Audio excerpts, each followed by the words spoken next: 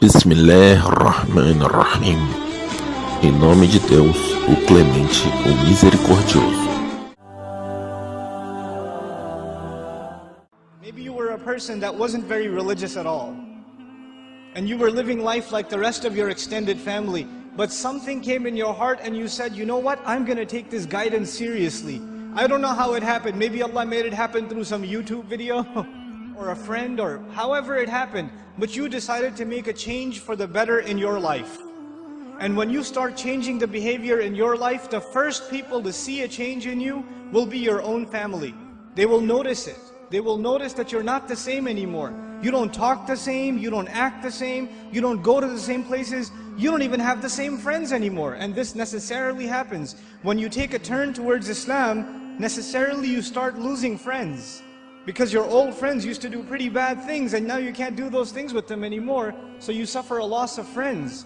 And at the same time, your family starts saying, you're acting a little too weird. And for the young man, the family might even say, what's that thing on your face? You forgot to shave? What happened to you? And the girl starts wearing hijab and the family might even be in shock. And this is a Muslim family, mind you. They'll say, take that thing off your head.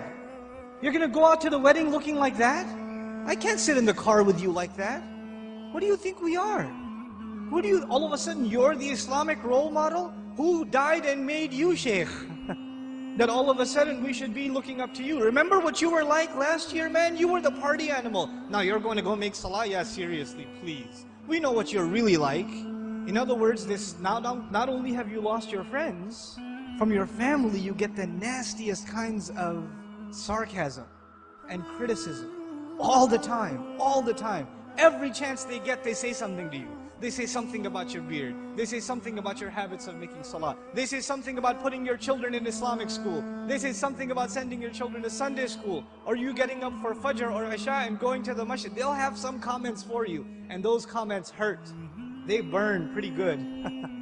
This happens to young men in the audience, where their parents start telling them to stop hanging out with their other Muslim friends. Don't go to the masjid, don't waste your time. I wallahi myself know of stories where the father found out that in between classes, the son used to, because his classes were 3-4 hours apart, in between classes he used to go to the masjid to pray dhuhr and just study at the masjid.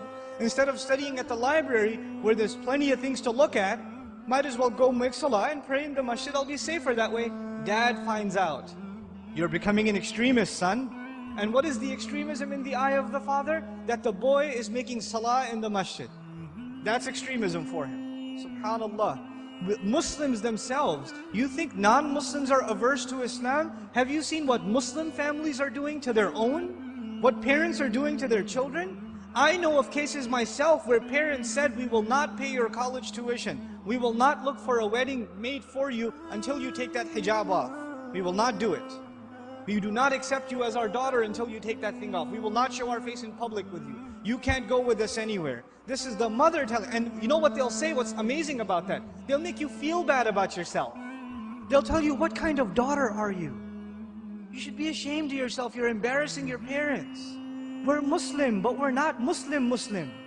We're not those kind of Muslims. That's not how we do things in our family. That's what they'll say. Our family is different. We don't do things like that in our family. That's those masjid people. Don't be like those masjid people. That's what they'll say. And you know what's amazing about that? If you look at a portrait of your great-grandparents from back in the day, good old great-grandpa's got a big old beard and you can't even see grandma's face. So who's being true to the family and who's an embarrassment to the family? See, this is Muslim families today. And you're in the midst of all of this. And you know what happens? Because you've made a decision to turn towards Islam, if an enemy of Islam came to you and said, abandon your religion, you'd say, oh yeah? I'm going to be even more committed. You would become energized in your zeal for the religion when the enemy attacks Islam. We'd get even more fired up. Muslims get fired up in the craziest of ways. Somebody draws a cartoon about the Messenger ﷺ, and Muslims go crazy and they'll burn some other guy's car up or break somebody else's because they're really angry. But we get fired up when something happens, something questions the dignity of our religion, even if it makes sense or doesn't make sense. But when your own family comes and says, look, I love you, I'm worried about you, I don't want you to become this way, this is the way of the people who fail out of college, who don't have a career, who have miserable lives. I don't want you to fall into this extreme. Somebody is putting you under their influence. You need to get away from them. They see stuff on TV and they become paranoid. And you're in the middle of all of this. And it becomes hard to hold on to your religion in the middle of all of this. It becomes hard. Because it's not the enemy of Islam that's pulling you away. Who's pulling you away? Your own family, your own parents, your own husband, your own wife, your own brother, your own cousins, your own in-laws. They're the ones pulling you away. So how do you deal with that? The most inappropriate response to this pressure is anger. And you know what? That is the most common response too. Your parents start yelling at you for growing the beard, and you're a young, hot-blooded guy. What do? Oh yeah? It's the sunnah. You can't tell me what to do. You're following culture, and I'm trying to follow Islam, and you slam the door in their face. Way to go. Because that's what Allah wants you to do, yell back at your parents.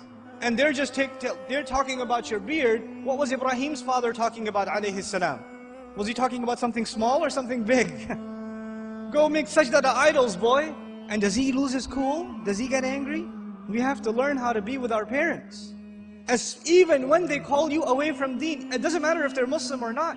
وَإِن جَاهَدَاكَ عَلَىٰ أَن تُشْرِكَ بِي مَا لَيْسَ لَكَ بِهِ عِلْمٌ فَلَا تُطِعْهُمَا وَصَاحِبْهُمَا فِي الدُّنْيَا مَعْرُوفًا وَاتَّبِعْ سَبِيلَ مَنْ أَنَابَ إِلَيَّ ثُمَّ إِلَيَّ مَرْجِعُكُمْ فَأُنَبِّئُكُم بِمَا كُنتُمْ تَعْمَلُونَ. Allah Azza wa Jal tells us, if they struggle against you to make you follow what they themselves have no knowledge of, don't obey them, while at the same time accompanying them in the most dignified fashion. Obeying them is separate, respecting them is separate. Just because you didn't obey them for the sake of Allah, when it came to matters of halal and haram, or when it came to matter of iman and shirk, or kufr, just because you didn't obey them does not give you the right to get angry at them. You can't. Luz, paz, conhecimento para todo o Brasil. Conheça o Islã.